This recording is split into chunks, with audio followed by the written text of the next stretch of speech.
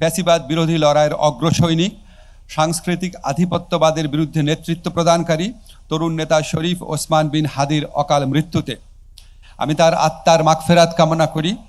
আমার মনে হয় আমি কালকে যেই জানাজা দেখেছি জাতীয় সংসদ ভবনে, আমার মনে হয় আমি কোনোদিন এত বড় কোনো জানাজা দেখিনি। মানুষের যে আহাজারি দেখেছি, মানুষের যে দোয়া দেখেছি হাদির জন্য, আমার মনে হয় হাদিকে আমি বিশ্বাস করি হাদিকে বেহেশতের সর্বোচ্চ জায়গায় আল্লাহ স্থান দিবে এবং হাদি আমাদের এই নশ্বর পৃথিবীর থেকে অনেক ভালো জায়গায় অবস্থান করছে।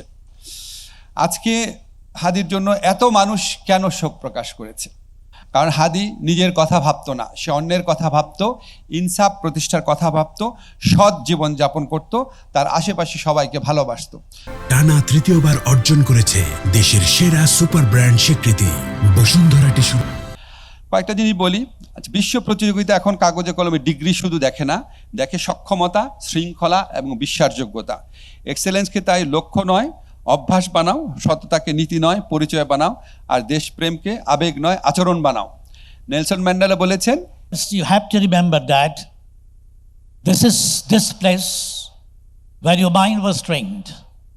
This is this place where your imagination was broadened. And this is this university, State University of Bangladesh, where you learn to live up to the expectations. Indeed, you have to live up to the expectations. কিন্তু অস্ত্র কাউকে আঘাত করার জন্য না, দেশ গড়ার জন্য। ফ্যাসিস্টকে আঘাত করার জন্য, এটা ছাড়া আর কাউকেই আঘাত করার জন্য না।